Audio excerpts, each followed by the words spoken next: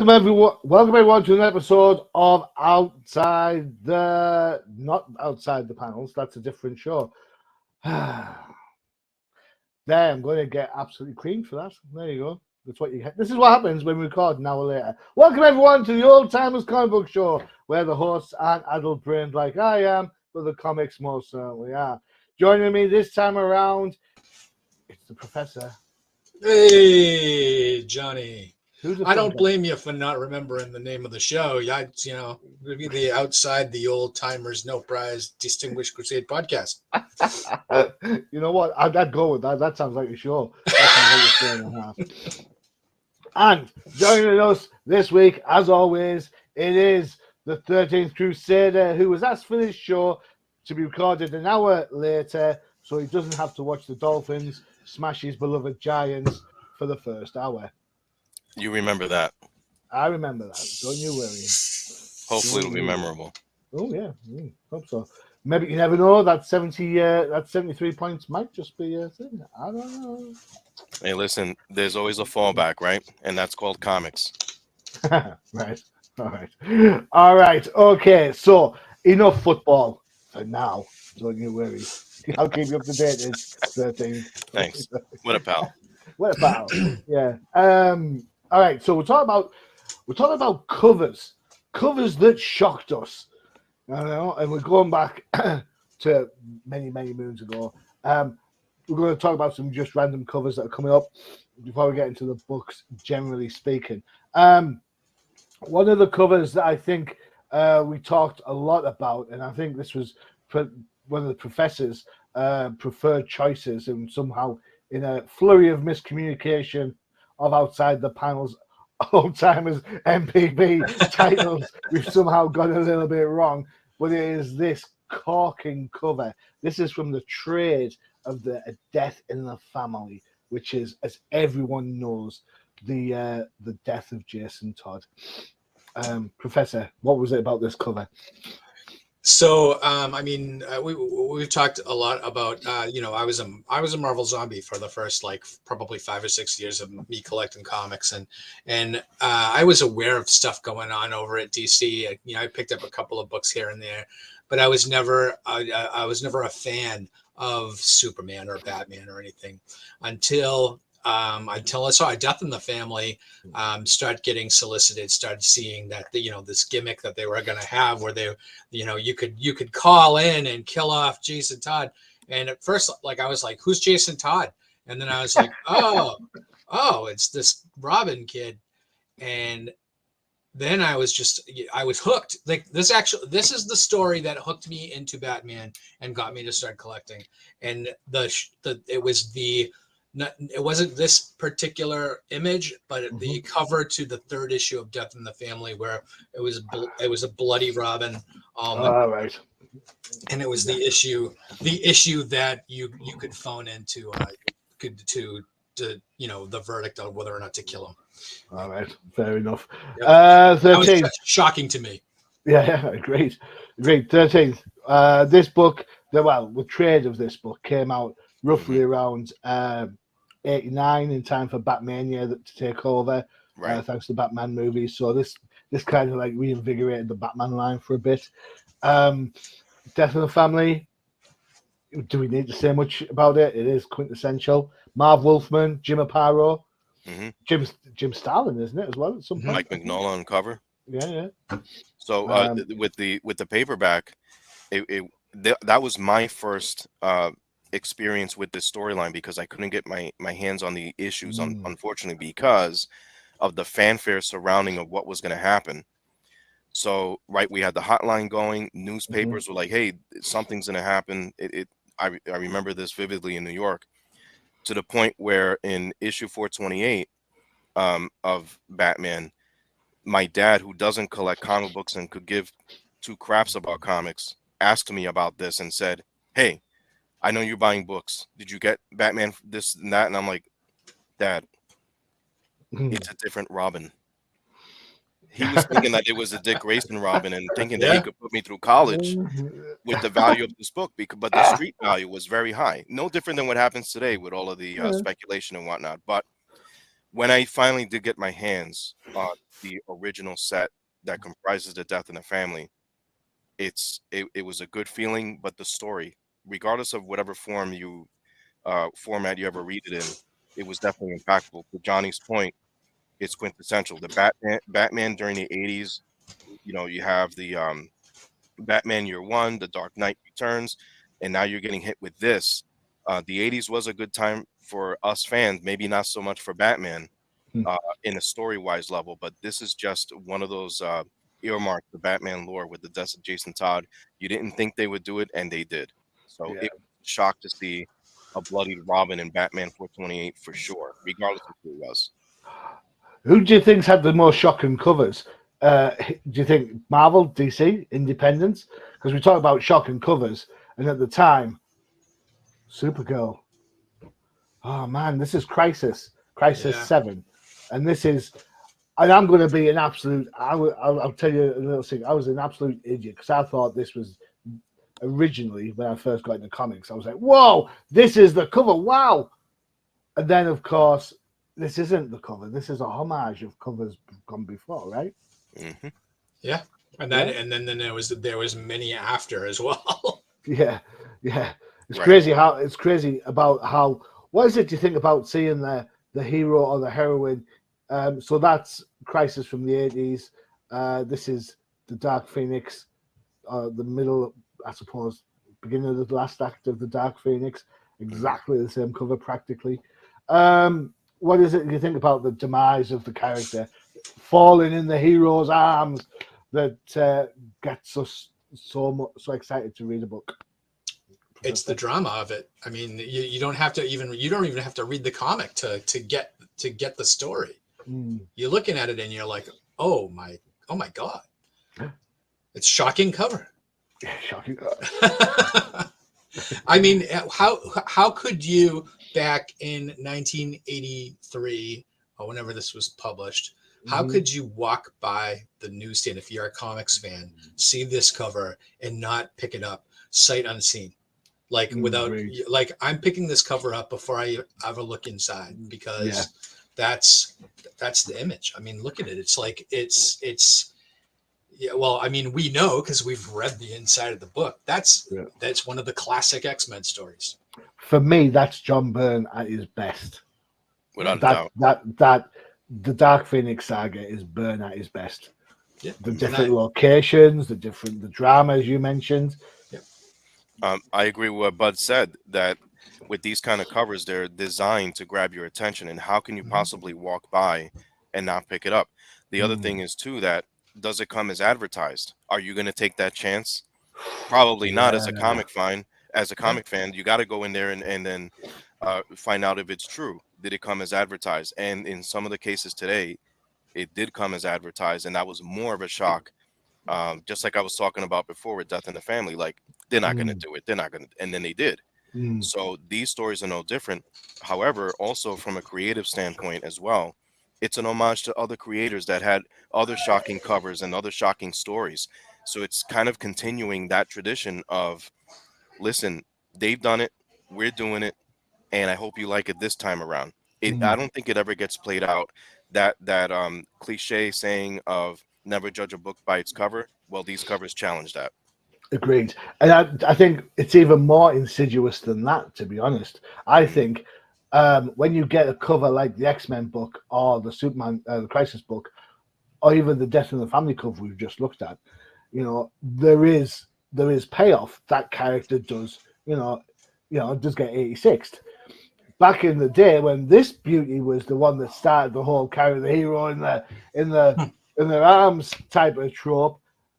This is Batman in the sci-fi era. Of course, Robin's coming back. He's not going to die when this came out in 1950, God knows what. But now, because we've seen so many good comics like Crisis, like Superman, like X-Men, the publishers are playing with our mind. They're like saying, I know we fooled you once, but we were right once, so do you really want to take a chance? And then, so we're like, what's going on? Yeah. I don't mind this cover at all. Where is he, on the moon? He's on some alien planet. It's Batman it's there. If you notice the approved by the comic codes up there, this is Batman that's been sanitized. This is the Batman of the POW whack culture. And No, honestly, Johnny, I look at these situations too. Like you could have a building, right? And we all know that buildings have to have a strong foundation. But yep. sometimes comics, that if to use that analogy, they're not afraid to kick a pillar down, knowing that the building won't come down. Mm. But yeah, it could be repaired. And I guess that's the thing, right? But do you want to take that chance? Because we've seen this happen in comics. We've seen that um, characters die. They're foundations or pillars for the main character, but they may not bring them back right away. But when they do, it could be tricky, but it could also be as powerful and shocking as well. But it all starts with that cover that kind of sells you, like to draw you in. Like, we're gonna tell you something, get ready, because we guarantee you won't be ready for it. Even though like the cover's telling you, like this to me was traumatizing, man. You know, first of all, in Amazing 121, you get all the floating heads and things like that, and it's like we're going down memory lane, and we've seen this technique before. Like something bad's gonna happen. Then you get issue 122, and it's like, God damn it! Like, do I really want to open this book? Yes, you do. And Wanda of gets course, I it. did. Yeah, she Yeah. gets it, but so does Norman Osborn. But this literally, like, this cover speaks volumes, man, and it's like etched in my brain. I'll never forget this cover. Cover actually screams to me, to collectors, because if you see this cover and you're picking it up and you're reading "You Murdered the Only Girl I'll Ever Love," if you never picked up issue 121, aren't you searching everywhere for that at that point? Yeah. So, funny story is that I did get my hands on 121, and then it's like, well, it's not complete because I have to get 122. So you're talking about that with story, but these covers in this era, like this, literally defines Spider-Man.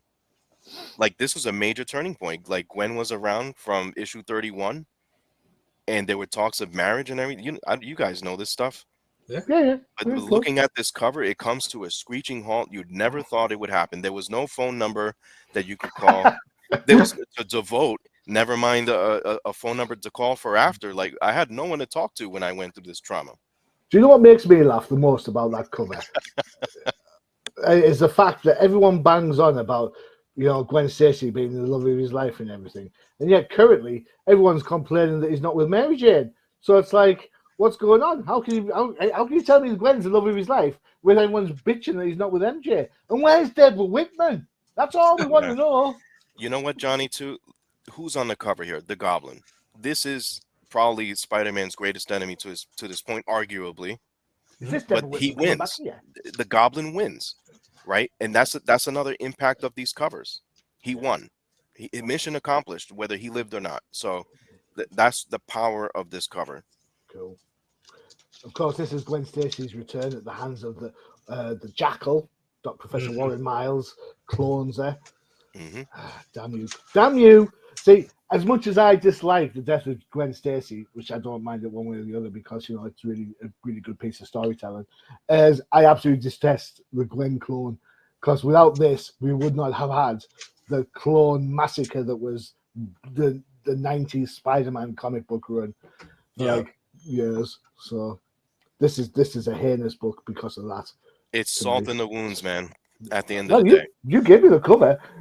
Were you were you a fan of the whole Gwen clone, Professor? I know that. I thought it was interesting, not having been around for when Stacy was killed, and missing this original story. So when we first got the Clone Wars saga in the early '90s, I mean, yeah, I knew Gwen Stacy was, but didn't really have a frame of reference to hate it as much as you guys did. So. Yeah, the Clone Saga I was kind of on board for. It was just long in the tooth. It was, I'll tell you what, I reviewed that and written. Remember, once upon a time, I used to Oh write yes, articles I for do. Yes, Crusaders. I did yeah. review this book, and salt in the wounds for sure. But when you read that story, it's very trippy because just think about it. Someone that you knew and were very close to is literally, you're seeing them in front of your face. Just imagine if you went through that. and then finding out that she wasn't the only clone. And am I a clone? Am I the real one? So that started that whole rabbit hole with the clones. Well, Thanks, Johnny. remember, Miami up by 7, you son of a. That's a shock. remember they brought back Peter's parents for a while too. Correct. Don't even get me. That was a Remember? big. So, That was a It's really convenient trippy thing. stuff when you think about it. yeah. I don't want to trip. But covers don't always have to be the kind of like to shock us. It doesn't have to be the death of someone. Although Yeah. I suppose you could argue that this is the death of an ideal. Professor, what's the deal with this Captain America cover? This cover is one of the most iconic Captain America images of the 1980s, right? So this was went back when Steve Rogers gave up the costume because he didn't want to become a government operative and do things because a politician says so. He wanted Shades to of be Civil able, War. Shades of Civil War. yeah, Right. Yeah. he wanted to be able to act in the way that he thought was best and not the way someone else was telling him. So this is actually this is a turning point in Grunwald's run, and we know Grunwald writes Captain America for another 20 years, it feels like. But this is the magnum opus story, right? This is where Steve gets replaced with Johnny Walker, and we have two different Captain Americas and two different visions of America. Really, when you look at it, Steve with the classic ideals and the everyman pretty much versus the soldier Cap. The one that it has zero problems following orders, and and over time you look back on this story and it's tough. It's tough for me because it's like I look at them and it's. This is really the how we talk about sympathetic characters all the time, and characters that the best villains are the ones who think they're right, and that's really Johnny Walker to the point where he's not really a villain. He's acting the same way Steve does, and acting how he feels is right. If I could jump in for 2 seconds, Yeah, go for it. The last page is really the shock because you never thought that he would just turn his back on America. That was a shock, but then you understand why. When you're seeing it with your eyes, it's that feeling. The art just really supports the script. Yep. And but it gave you that sense of feeling like Cap was a man from during the war, World War II, and it felt like you're reading a story of a man out of time. Like, are his ideals gonna be buried? And those panels kind of support that because you don't know what to expect with Johnny Walker. It's interesting because you mentioned Captain America and we started off looking at some X books. Claremont and Grunwald were probably the most longest standing writers on their respective books for Marvel for years. And it makes me laugh when I hear modern day writers say, oh, I'm only going to do like 6 issues and then I'm going to move on and stuff. And nobody wants to write a book for any length of time. I'm like, really? Have you seen some of the classics that Grunwald put out? Have you seen the classics? I mean, fair enough, Claremont has his ticks as much as the next writer, but still. We could do 13 podcasts in a row on Grunwald and still not have enough time. Absolutely. I don't know if we're going to do 13. Just put that out there. That's on my bucket list, I know. I'm just saying, Grunwald's a god when it comes to writing Marvel books for sure. All right. Our first book that we're going to go into detail is Avengers 57, which came out in 1968. I know this is a personal favorite of yours, I believe, Professor. Absolutely. On eBay in the UK, you can get this for around £300. Check the grade if you're buying off eBay. That's all I'm saying. Grade 9 in the States will cost you somewhere in the region of £1,000. It's written by Roy Thomas, doing his best Stanley impersonation.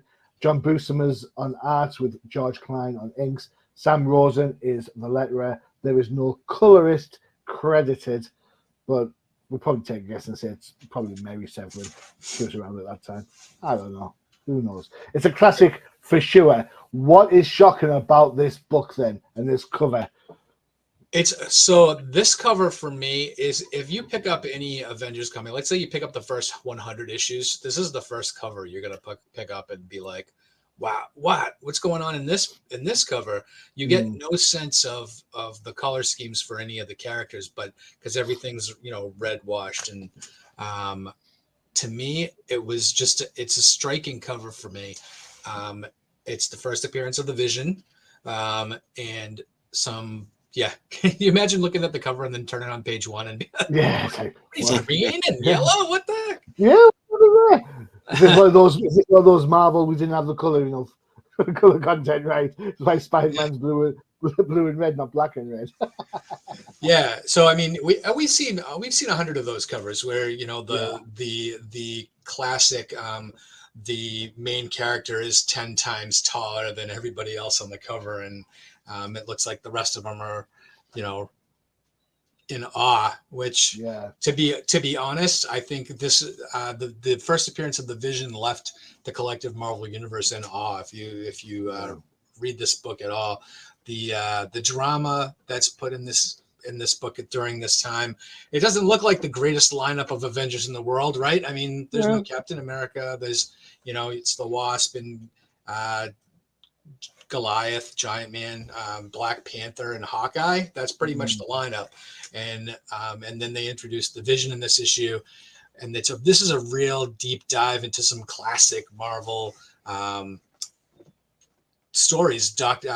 Hank Pym, Ultron is the villain. You find out very early on. Ultron created fishnets. Oh yeah, created fishnets with the Black Widow, and then you find out that that Ultron created the Vision to infiltrate the Avengers and then betray them, and of course, and there's a lot of story for one issue nowadays, right? Where in the same story, Vision betrays Ultron and ends up joining the Avengers, and to me, I mean, this is a classic story. That's a classic John Buscema drawing right there with the Vision with the slouch and his head in his hands. That's practically Mephisto, isn't it? Really? I have a T-shirt with Loki in that same position. John Buscema. So it's just an amazing story. I love the drama. You still have Hawkeye, Black Widow, and Black Widow, who never really joins the team until way later. But this, Ultron is going to be one of the most villainous looking villains that I've ever seen. You kind of get callbacks from like Doctor Doom and stuff with the metal mask. It's funny you should mention that there, because I think right up to this point it's John Buscema. Mm-hmm. Top panel here. Look at Hawkeye's hand. That's Jack Kirby. Oh, it looks like a Jack Kirby hand. And then when you see Ultron like that, it's like if Thomas is aping Stan Lee for the writing, is Buscema at this point now aping Kirby for the machine elements of the story, like Ultron? Because Buscema's he's like trim, he's triangular posture. It's like he's sinewy. He's a gorgeous artist. This page especially just seems like a little bit out of left field for Buscema. Well, we know how Marvel works back then, right? Yeah. I mean, if the art came in and was a little off, then they had the art team, right? That would come in and fix it, so to speak, right? So yeah, maybe Jack Kirby came in that day and they were like, hey, we can't get this Ultron looks a little wonky. Can you fix him? And then or what do you think needs? Oh, Hawkeye needs a hand in this panel. It's weird, some of the stuff. I mean, we see that in DC books where they have Kurt Swan come in and cover up all of Jack Kirby's Superman faces, right? Yeah, true that. 13th, is this your Avengers type of foray? I like it for the historical aspect, right? Because with the first appearance of the Vision, that was definitely a game changer for the Avengers. Not just for then, but forever. And he quickly became the most popular Avenger. Correct. And with it came benefits, because one of their biggest nemesis was Ultron. And how do you level the playing field, especially with a lineup like this?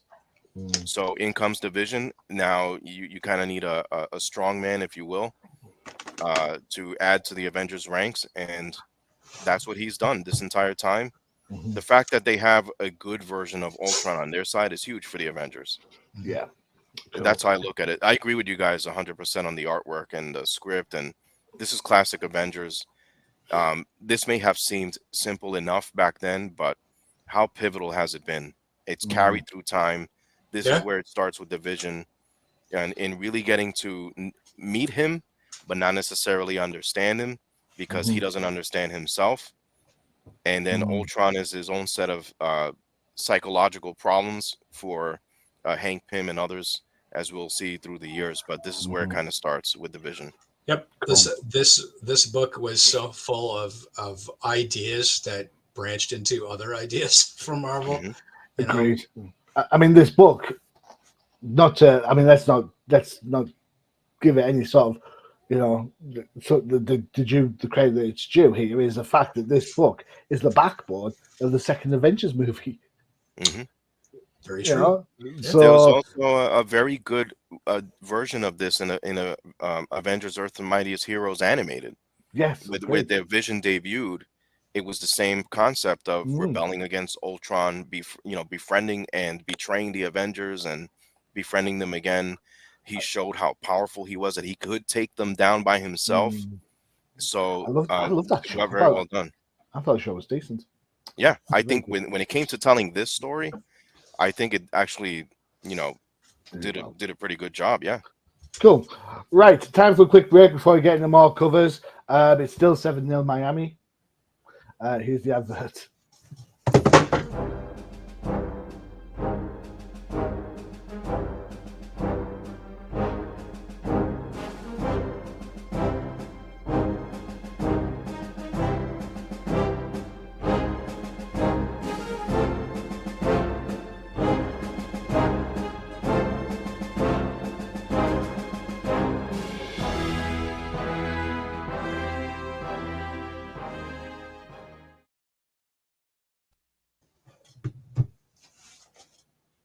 There you have it. The No Prize podcast featuring this guy Hey. and this guy being super grumpy. That guy. That guy. I'm on the other side today. That's that guy. A couple more covers to look at before we get into the next book. This beauty. This is Marvel Superhero Secret Wars number 8. Why is it shocking?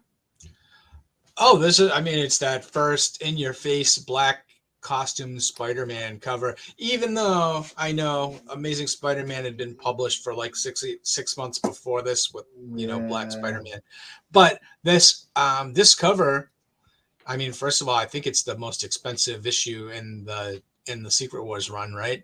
You're trying to find it, and but I love the background. I love that that battle royal and look that's going on in the background.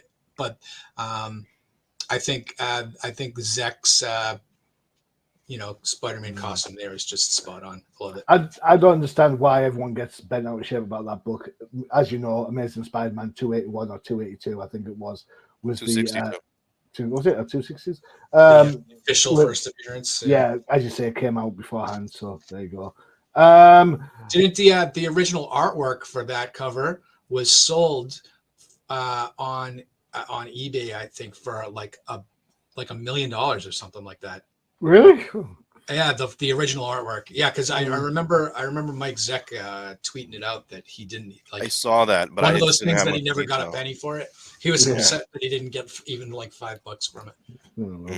I believe this is one of your choices. We talked about 13th. Mm-hmm. Is that Demon in a Bottle, the classic Iron Man story? Absolutely. This is Tony Stark at his lowest point. Yep. And you wouldn't think that of one of the core members of the Marvel universe. He was around from when Marvel was launching. He's a pivotal member of the Avengers, countless heroic deeds, man of power and wealth to be sunken. He did himself in. Do you think we'd ever see a cover like that for like Batman back at the time?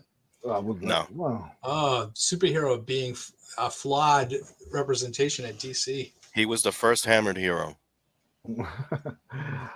Keeping it with Iron Man, we have this beauty as well. Mm-hmm. Was this another one of yours? Yeah, I bought this as a kid. One of the first few issues I ever bought of Iron Man as a young kid, and I'm like, "What the hell's happening?" I heard of Tony being drunk. I heard of um, different things, and then this, I had no idea what was happening. And we got a new Iron Man in this issue. Obviously, now, spoiler alert, it's James Rhodes, Tony's best friend. No. But the fact that it was like this was my first experience with some will say a replacement hero. I don't look at James Rhodey as a replacement hero. That's his boy, almost like his brother. This is him kind of like just picking up the torch because Tony just couldn't handle it anymore. He just couldn't, and he acknowledged that. And then he said, "You know what, Rhodey, you're gonna do a better job with this than I will right now. Here you go." And so it was, and it stayed that way. Now you fast forward to today, you get War Machine and all these other things happening. He's still his boy, but this is where it started. And to me, that was a shock because, as I said at the top, Tony Stark was just so iconic. You would never think that they would do something like this, but here you are. That was where the shock was for me. Okay, cool. Right, the next deep dive that we're going to go into is a classic, another classic. Um, this is X Men 141. We're going to touch on X Men 142 as well briefly because we have a shed load of books to get through today. This is January 81. You can get this on eBay for around £200. Go Collect has. And this is interesting with these two books. They're more expensive over here than they are over there of the respective grades. So grade 9 will cost you $162 in the States. 9.6 is 375. 42, which is the next one, it goes as little as £46 over here. $95 for grade 9 and 160 for the 9.6. This is a classic. It is the swan song of Claremont and Byrne. It is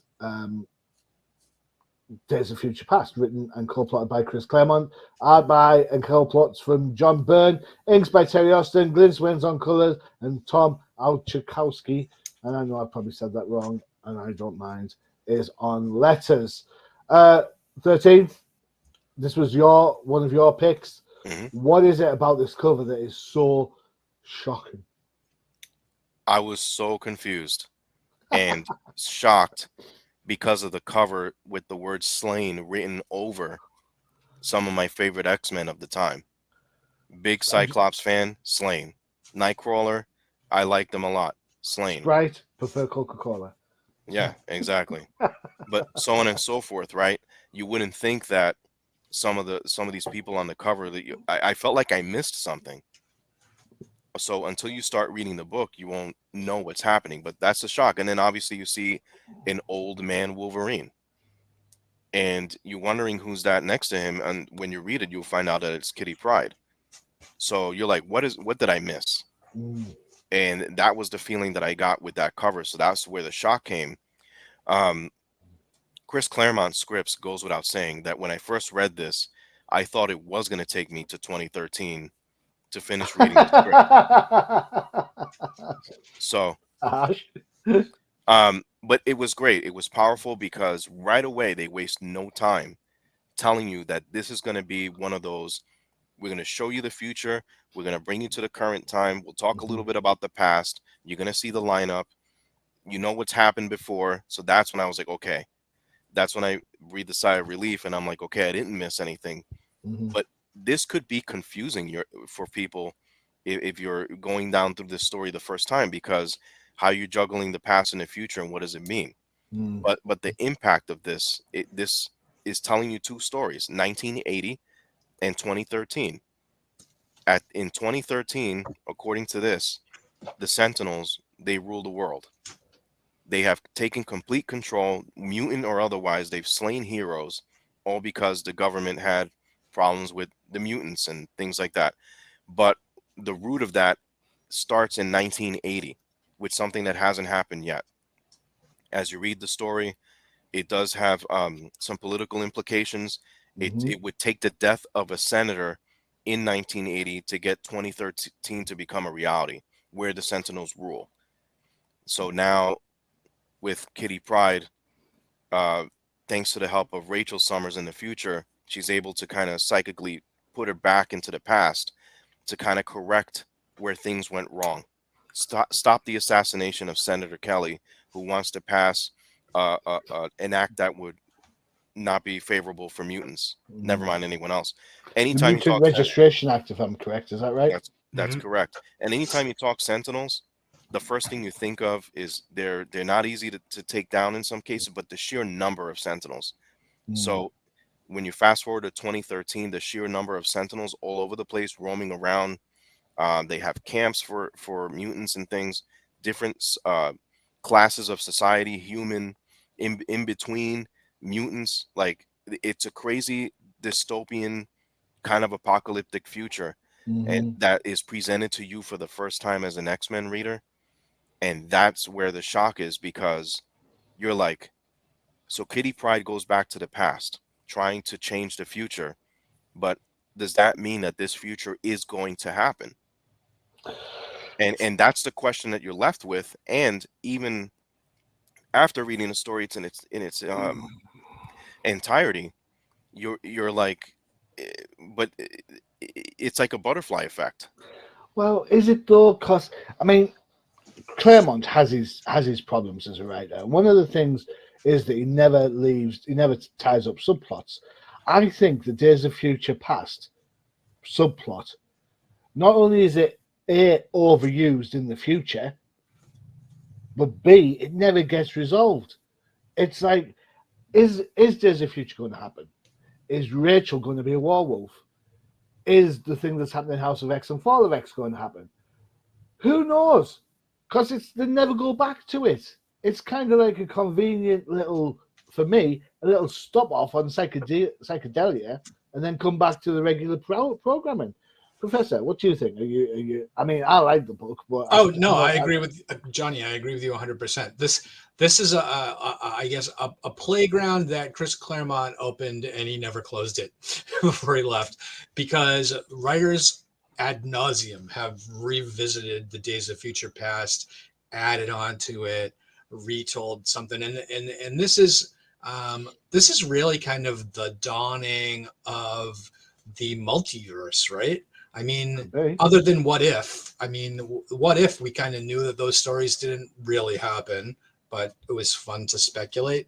This was the first time I think we got a multi-issue storyline that took place largely 100% in Like we said a in the previous multiversal show, situation. you picked X-Men Alpha 1, and Yeah. that was the beginning of a Pandora's box. This Yep. really is the Pandora's box.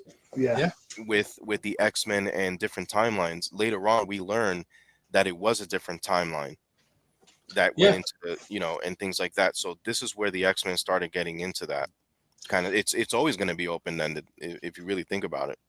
I like it because it shows Chris Claremont's long-term plans for certain characters, like with Kitty Pryde, where they introduce her as a 13-year-old kid, and now they're showing her as a 35-year-old adult, like pretty much a warrior, and that's really what Claremont is building towards, turning his characters into this. And I mean, I have no idea what his actual plan would have been.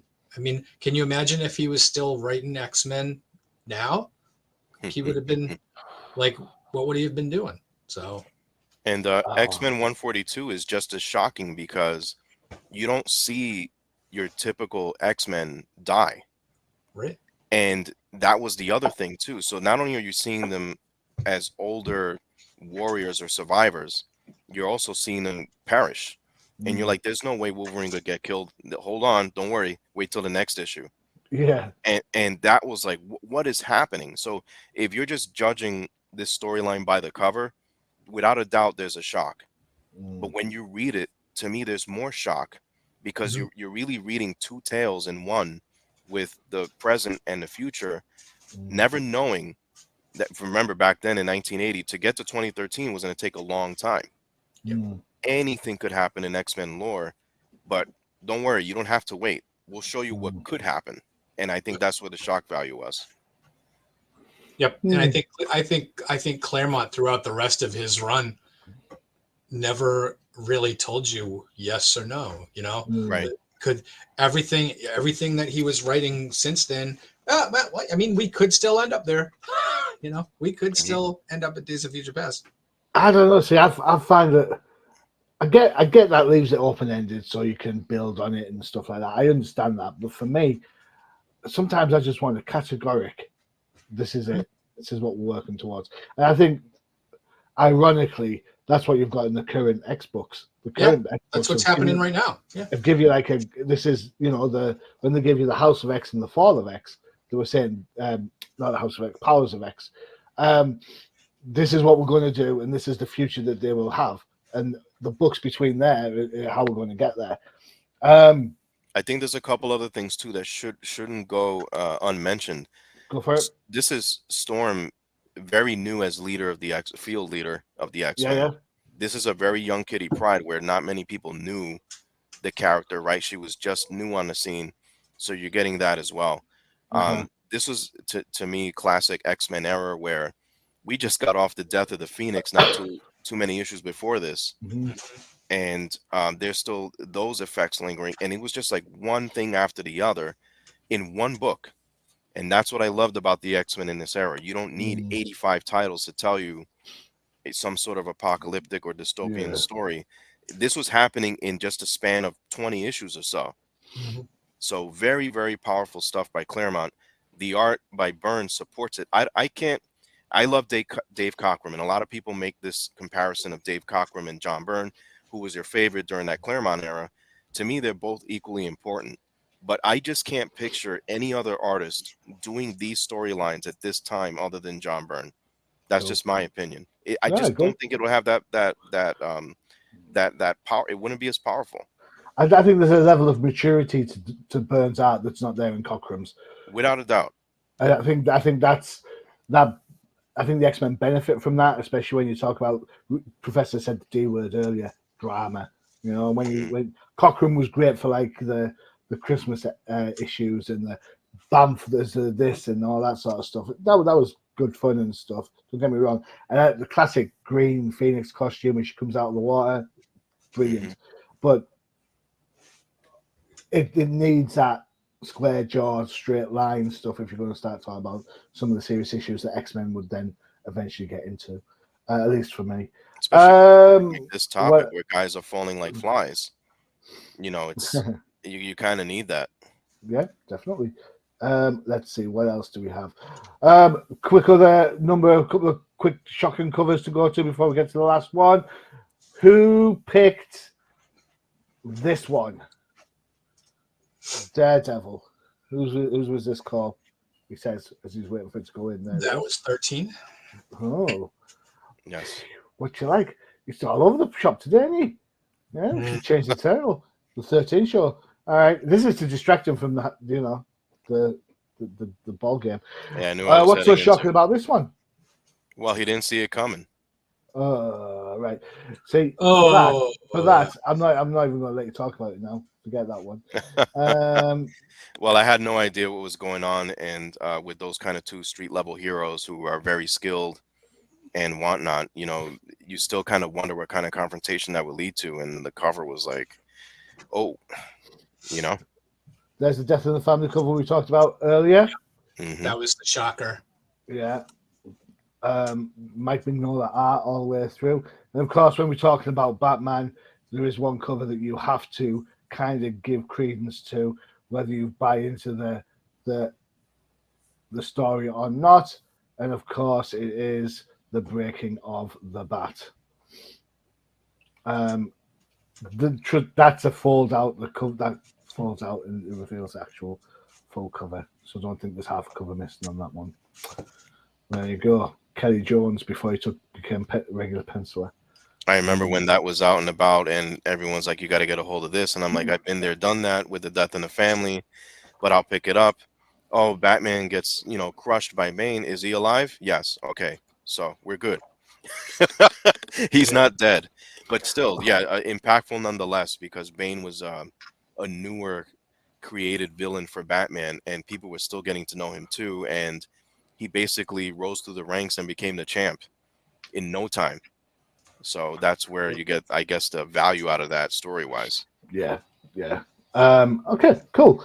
Right. Last up, I've gone through some books today, I'll tell you. Last up is mine, and as always, I've gone for something a little bit like esoteric, a little bit odd out there. And it is this absolute gem. I say gem. It's not really that much of a gem. Why not think this? All right. I bought this, so that's fine. So this is The Flash number 275, all the way from 1979. Couldn't find it on eBay for love and money. However, a grade 8 will cost you $34. A grade 9, $100. I'll tell you this: I paid a $5 for mine. Probably a grade 6, 7. And I bought it a couple of years ago. The reason why I bought it was Iris was slated to die in the TV show, so I thought this might be worth some money down the line. And of course, I can't resist a Batgirl on the cover. It's written by Carey Bates, art by Alex. Help me out on this. Saviuk, yeah. Inks by, here's another one, F. Chiamonte. Todd Klein, I assume it's Todd Klein, it's T. Klein, is on letters, and G. D'Angelo is on colors. I love this type of goofy DC book. Who did the cover? I'm not sure who did the Is cover. that George Perez? I'm not sure if it's a. Shall I see if I Doesn't can find look out? Perez. No, who's? Flash 275. Let's see if there's a cover artist listed. All right, there is a cover. Keep going. It's not George Perez. I think DC's version. Yes. Yeah. It was Perez. Is that what you're It saying? wasn't. It was Dick Giordano. Giordano. There you go. DC's version of Perez. Yeah, that's his typical Batgirl, the way he would draw her. So this book is an absolute. I enjoyed the daftness of this. There's lots of crazy stuff going on. First off, Flash is getting himself caught up in all sorts of shenanigans. There's a psychic woman who unmasks him because she wants to date him and then realizes that he's not her type for whatever reason. And then Iris finds out that Barry Allen's the Flash. Oh no. And then they make it up by going to a costume party where, ironically, Barry dresses as the Flash, Iris dresses as Batgirl. There's a whole host of other DC characters knocking around the place. A Green Lantern's in there, Sandman's in there, Captain Cold, Superman, Black Canary, Star Sapphire, and so on and so forth. Turns out that there's a crazy guy on the loose as well, looking for the Flash, ends up toppling off somebody else who's kind of dressed as the Flash, poisons Barry and Iris, and then Iris dies. It's a shocker. The reason why I picked it is because of the cover. I was like, what's Batgirl dancing with the Flash for? That's a shocking cover. That shocked me as a kid. I was like, what's going on here? I don't get it. Why? But never mind. That's a thing that confused me. I was like, who picked this cover? Because I didn't realize this was the issue where Iris died. But that's the shocking moment in this issue. It's inside. Spoiler alert. Oh yeah, sorry. Yeah, but by the same token, it's Barry dancing with Batgirl. Johnny, was this a wish of yours that you would hope come true? No. I see, in my head, Barry's always with Iris, right? So then, why is he dancing with Batgirl? That's the shocker. Not every shock has to be, oh my god, my character's died. Ironically, in this one that happens. And also, I mean, pencil-wise, I remember Al Saviuk when he was on Web of Spider-Man years after this. I didn't realize he was DC for them beforehand. And I didn't mind him on Spider-Man, although he did obviously take the house style massively. Let's see, Professor, did you read this book? I flipped through it because I wanted to know what the heck was going on. I didn't know which book you picked to review today, so that was my problem. All So, right, okay, cool. but That's fine. I think when I saw that Alex Saviuk was the artist, I did take my time to flip through it because it was like I didn't know that he worked for DC, and his style is much different here than it was on web. So Agreed. I Do you thought think that? Sorry, do you think he's one of those type of artists that just kind of molds their pencils to fit a style? Because when he was on web, he was very much the classic John Romita senior look, wasn't he? Yeah. And then what happened was Todd McFarlane came on, and therefore Spider-Man had to be on different angles and stuff. And then that changed, and then the webbing changed and stuff like that. So I just find it really. He's one of your typical journeyman artists. You know, he fits a style, so that's why what gets him the job. So, you know, I don't remember him doing much after web. You know, no, I don't remember him doing much after web either. But you know, cool. 13. Oh wow, you're a Flash fan of yesteryear. And thanks for is Miami really up by 13? Yeah, they really are up by 13. They've just gone like. That's how the number 13 works, gentlemen. It doesn't work in my favor. As the machine is kindly demonstrating. Oh, I'll make that 14 and just kick the extra point. Yeah, it was a dump off pass across the middle. It went for something like 70 yards. So thanks, man. Thanks. Hey, just keep me, What a pal. You're making me miss the ball game, so I'm helping you out with the score. It's kind of what I'm, Thanks for not updating the Patriots game, though. I could if you want me to. No, you don't. I already know what's going on. Come to the Ol'Timers comic book show where you get the latest football scores. Without Tony Romo talking absolute. Have you ever seen? Sorry to digress. Have you ever seen a commentator more biased in commentary than Tony Romo? Chris Collinsworth. I swear to God, if Tony Romo saw Josh Allen in the street, he would bend him over and kiss his ass. I would have loved to hear Tony Romo talk about how great he was today in London against Jacksonville. Come on, Romo. That wouldn't be a shock, though. Yeah. No. Anyway, I digressed. Sorry. Tell us how you feel, Johnny. Yeah. Tell me how you really feel. Where else can you get 13 comic books and Johnny's football take? Exactly. Only because you make me miss the game. I would have done this normally.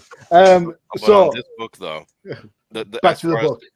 At this cover, the shock for me was the Wesley Dodds Sandman trying to think that if this really was Bizarro, that his gun would actually do something to Bizarro. That was the shock to me. The other shock was that the cover of this book was also an advertisement inside of the very same comic. Yeah, I saw that. That was class. That was brilliant. Yeah, I did. I thought that was interesting. Yeah. I was like, I got to pick up that book. Oh, I already did. The art, I think, is solid. This is the kind of Flash art you got at this time. You know, when I look at Flash comics, I always look at how do they draw the Flash in motion, because you're basically holding a book, right? You're not watching something. It's not animated. So, you know, a la Carmine Infantino, not bad. I give him credit for that. I think his strength was the facial expressions up close. I think that's what the strength of the art was, if you really think about it. But later on, it's kind of a little muddled, if you will, with certain panels, like especially like going into flashbacks and things. But the party scene was okay. I still think that one was a little muddled as well. But I thought that was a cool who's who to test your DC universe acumen of who's at the party and whatnot. But overall, a good story. Yeah, I think the shock really is at the end of the book. I can understand the cover, but I think the shock's at the end of the book because, again, everybody knows it's all about Barry and Iris and no one else. And when something happens to Iris, that means that not so good things are going to happen to Barry. So, what can I say? Love the Batgirl outfit, though. My favorite version of her costume. So, well, my favorite version of the Barbara Gordon version. That's true. That's what I'm saying. So I'll save that there for another time. Right, there you have it. You've had a plethora of comics. You know, the covers that have shocked us. Did we miss some? Yes, of course we did. Superman 75, for example, which I know we've talked about. Mm-hmm. Another great cover. Green Lantern 49. Who? Green Lantern 49. Oh, you sent me that one. You did send me that one. Give me 2 seconds. I'll bring it up. What's so special about that one? It's Hal Jordan unhinged. Yep. And the thing that kind of offends me the most is that Tom Brady tried to imitate this cover. Sorry, bud. Because when I saw Tom Brady on the internet with all the Super Bowl rings, I'm like, he's gone parallax. So this is the image that we're talking about. And yeah, this is Hal Jordan unhinged. Again, a pivotal character of the DC universe. And absolute power corrupts, right? And here you go. This picture says it all. This cover. I was that cover of Green Lantern is one of the books that made me say, "Oh shit." Yeah. And when you're looking into this story, it's like, well, Hal Jordan's one of the good guys. He's like really, really good. Yeah. And now it's like this is the moment from here onward where you have that little feeling inside of you that you just can't trust him. And this is the issue. This is the issue that he basically kills off the Green Lantern Corps, right?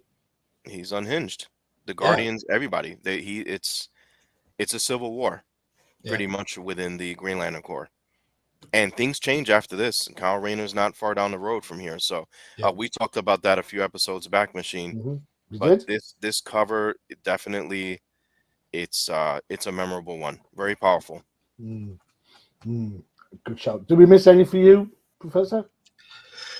Yeah, I'm sure that there's so many shocking covers out there that we couldn't possibly have covered them all. But there are, and before we talk about shock, before we end, I know we've missed some recent stuff. Some of the Marvel Max stuff, for example. Mm-hmm. Yeah, I get that there's covers out there. When we talk about shocking covers, we talk about covers that shock us at a story level, not just at a gratuitous level. Mm-hmm. I mean, there is a place for those type of books, and if that's your thing, that's your thing. I'm totally okay with that. But that's kind of, it's also not within the purview of the show. The show is about comics that are 25 years plus. So if it's within the last 10 years, for example, then you're not going to see that cover on here. There's a Peter Parker Spectacular Spider-Man that I remember drawn by Al Milgrom, where it's just him holding the Black Cat, a little bit more enlarged than some of the other issues that we covered, with a hero holding a slain friend or partner or whatever. So that one sticks to mind because that was during that time where it was pretty much the Spider-Man and Black Cat show. I remember the Spider-Man one where he's holding like a giant Spider-Man. He's holding like in his hand the Wasp. Mm-hmm. I'm like, what happened? What happened to her? Mm-hmm. And the Spider-Man annual with they were fighting the Paladin. Now that you said that, taking a shot at Spider-Man through the scope. Yep. Some of the shocks, as you say, have, they are. It's a visual medium. You're going to get that visual, like, oh my god, and that's the thing that's going to drag you to buy the book. Yeah, and I think that the covers that we covered today, they actually paid off, right? The shocking covers, there was actually a payoff inside the book. Yeah. And we never really covered anything that was a shocking cover that didn't live up to the hype. But and it's ironic, and then the proof's in the pudding. No, it's not ironic. The proof's in the pudding. The cover is supposed to make us feel shock, so we go and buy the book.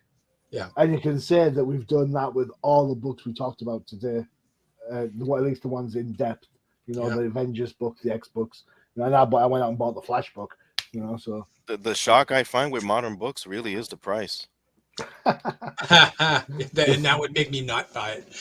That the thing I find the shock about the price is that people have the disposable income to spend that much on a comic book. But never mind.